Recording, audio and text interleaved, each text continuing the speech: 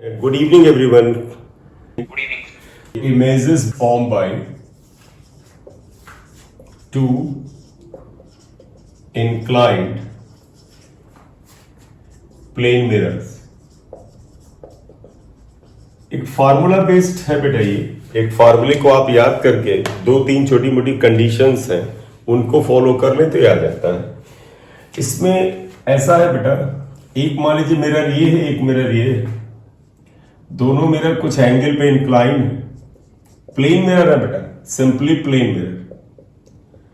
इनके बीच का एंगल कुछ दे रखा है थीटा। अब ये कहते हैं कि अगर इन दोनों मिरर के बीच में कहीं पर आप एक ऑब्जेक्ट रख दें तो कितनी इमेजेस बनेंगी। तो अगर ऑब्जेक्ट ये रखा हुआ है तो how many images will be form. तो आप समझिएगा, if theta is angle between two plane mirrors, दो प्लेन मिरर्स के बीच का एंगल थीटा है, देन सबसे पहले आप ये चेक किया करो कि 360 अपॉन थीटा की वैल्यू क्या है। तो फर्स्ट चेक, एक मान लेते हैं, let x equal to 360 upon theta. मतलब आप 360 डिग्री में थीटा को डिवाइड करिए और चेक करिए, और इसमें फिर दो पॉसिबिलिटी देखिएगा। तो if there are two plane mirrors, then if लिख देना, if ये x हमारी तरफ से सिंबल मैंने लिया है कि 360 डिग्री में ये जो एंगल थीटा है इसे डिवाइड करो और फिर चेक करो कि पहला पॉइंट आएगा, if x is even number, अगर x इवन नंबर आ जाता है तो जैसे मैं एग्जांपल दूं, मान लो थीटा 90 है तो 360 अपॉन 90 4 आएगा। 4 इवन नंबर है तो 4, 6, 2, 8 इवन नंबर आए, देन तब बेटा नंबर ऑफ इमेजेस जो होती है, नंबर ऑफ इमेजेस जो बनती हैं, that will be equal to, आप चाहे यही लिख दो, x माइनस 1 होती है, x माइनस 1, और x का मतलब 360 अपॉन थीटा माइनस 1। जो भी याद रखने में आसानी हो, आपको x माइनस 1 याद रखने में आसानी हो वो रख लो, x की वैल्यू 360 अपॉन थीटा है, या ऐसे लिख लो। तो जब बेटा 360 अपॉन थीटा का जो डिवीजन है वो इवन नंबर हो तो ये आता है। अब सेकंड केस आया, 360 अपॉन थीटा ऑड नंबर हो तो फिर दो थोड़ी सी सावधानियां रखनी पड़ती हैं। तो दो केसेस बनते हैं। इफ x मतलब ये जो डिवीजन आया है इज ऑड नंबर, अगर ऑड नंबर आए then there are two possibilities, दो पॉसिबिलिटीज होती हैं, और उसमें पहली पॉसिबिलिटी ए ये है, क्या, ऑब्जेक्ट इज प्लेस सिमेट्रिकली। तो क्या होगा, ऑब्जेक्ट, तो पहला पॉइंट होगा if object is placed symmetrically. तो ऑब्जेक्ट प्लेस सिमेट्रिकली, मैं इसका भी मतलब बता रहा हूं, देन बेटा नंबर ऑफ इमेजेस इतनी होंगी, x माइनस 1 या 360 अपॉन थीटा माइनस 1।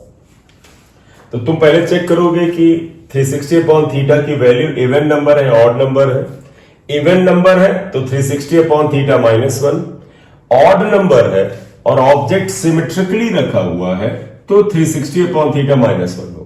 क्वेश्चन में ना कुछ बोला जाए, देखिए बेटा, क्वेश्चन में कुछ ना बोला गया सिमेट्रिकल असिमेट्रिकल, तो उसे सिमेट्रिकल ही माना जाता है। सिमेट्रिकल का ये मतलब होता है, जैसे ये दो मिरर है बेटा, इसका आप एंगल बाइसेक्टर ड्रॉ करिए।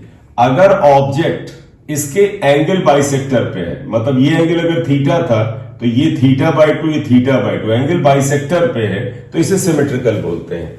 असिमेट्रिकल का मतलब होता है ऑब्जेक्ट इस एंगल बाइसेक्टर पे ना हो बल्कि इधर कहीं, मान लो ऑब्जेक्ट यहां है, ओ डैश यहां है, तो आप कह सकते हो सर ये एंगल और ये एंगल सेम नहीं है। तो सिमेट्रिकल मतलब object is placed on the angle bisector. तो असिमेट्रिकल का केस 2 आ जाएगा, ऑब्जेक्ट इज प्लेस्ड असिमेट्रिकल,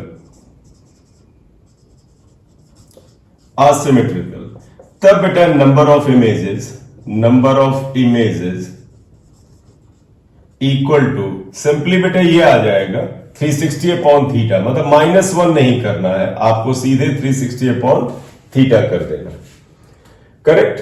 तो एक तरह से तुम कहो कि ज्यादातर आंसर 360 अपॉन थीटा -1 आता है। केवल एक केस में 360 अपॉन थीटा होता है, जब इसका रेशियो ऑड हो और असिमेट्रिकल रखा हो। तो मोटे तौर पे तुम कह सकते हो ऑड और असिमेट्रिकल है तभी 360 अपॉन थीटा होगा, अदरवाइज सारे केसेस में ये 360 अपॉन थीटा -1 होता है। Correct? Good evening sir. Good evening बेटा, लिख लिया है? सर इस तरह कॉपी करा दिया क्या? हाँ यही अभी कराया बेटा, जस्ट यही कराया। तो इसे हटाने जा रहा हूं, स्क्रीनशॉट ले लो।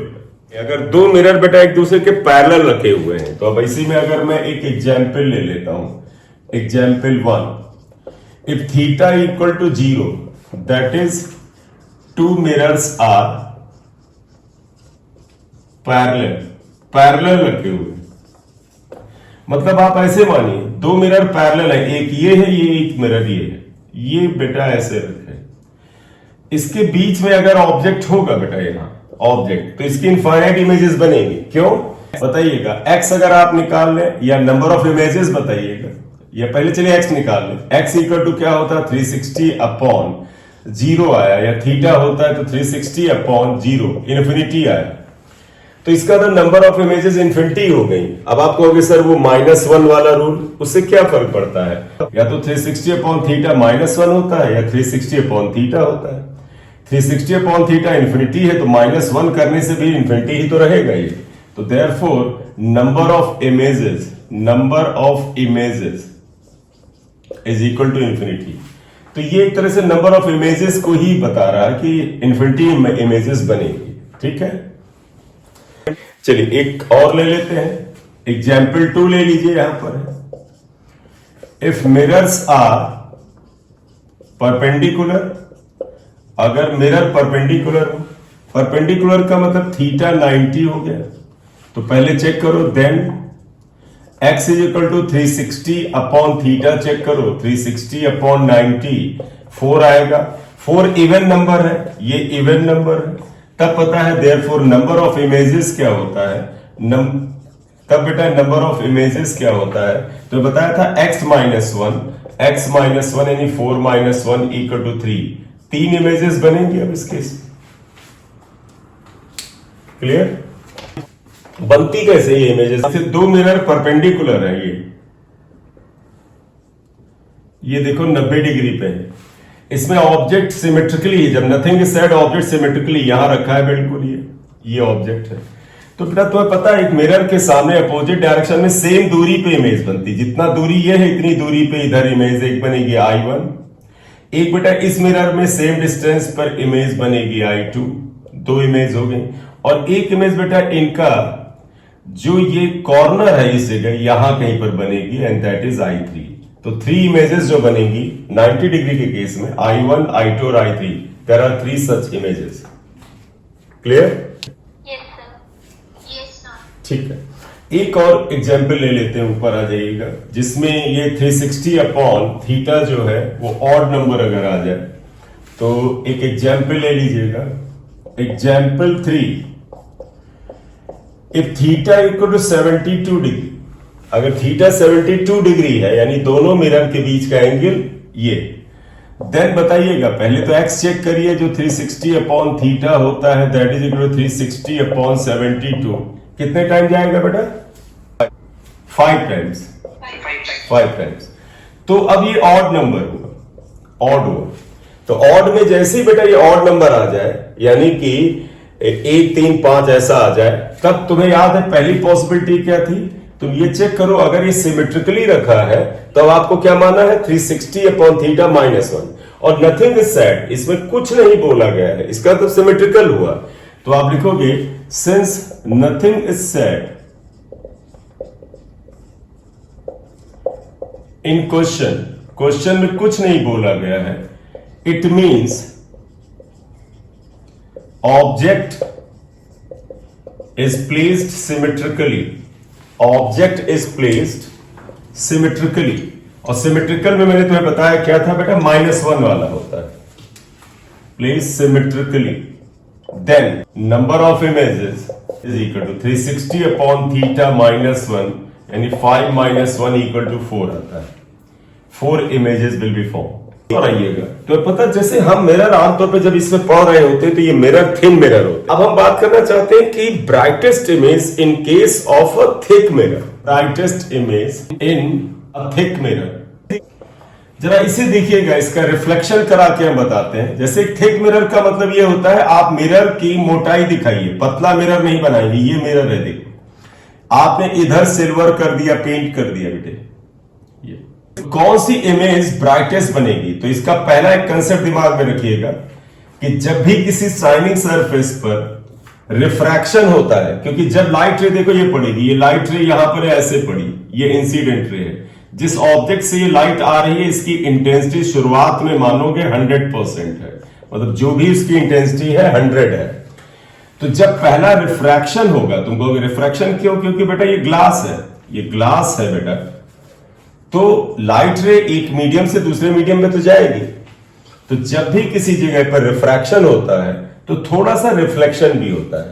तो ये हम रूल मान के चल रहे हैं कि जब भी किसी सरफेस से रिफ्रैक्शन होता है, जो रिफ्लेक्शन होता है वो ऑलमोस्ट 10% होता है। तो इस नियम से चल रहे हैं कि रिफ्लेक्शन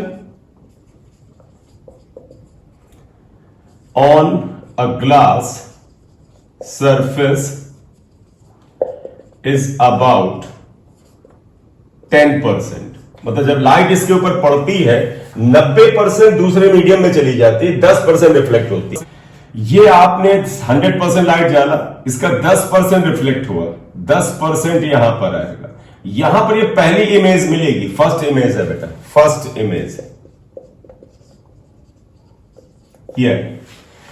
उसके बाद ये लाइट रे का क्या होता है, ये ऑब्वियसली इसमें रिफ्रैक्शन होगा, और ये लाइट रे कितनी है, 100 का 10 इधर चला गया तो 90%। अब यहां पे देखो बेटा रिफ्लेक्शन हुआ, रिफ्लेक्शन में आप आइएगा, ये लाइट रे पूरी तरह से रिफ्लेक्ट होगी, क्योंकि ये इधर लीकेज तो कुछ हो नहीं रहा है। देखो यहां तो कोई लीकेज है नहीं, जितनी लाइट पड़ी उतनी ही रिफ्लेक्ट हो गई, तो ये 90% आई, 90%। अब यहां पे देखिएगा, यहां पर क्या आएगा, इस जगह पे फिर देखिएगा, कुछ लाइट रे इस मीडियम से बाहर निकल जाएगी, रिफ्रैक्ट होगी, लेकिन रिफ्लेक्शन कितना होता है, 10%। तो 90 का 10% लगभग 9%। देखो ये रिफ्लेक्शन है, ये गई और रिफ्लेक्ट हुई, ये 9% लगभग रिफ्लेक्ट हुआ। तो बताओ बेटा, इस 90% लाइट का जो लाइट एमर्ज हुई यहां तक गई, ये लगभग 81% है, क्योंकि 90 में से 9 घटा तो 81 आएगा। ये सेकंड इमेज बनेगी।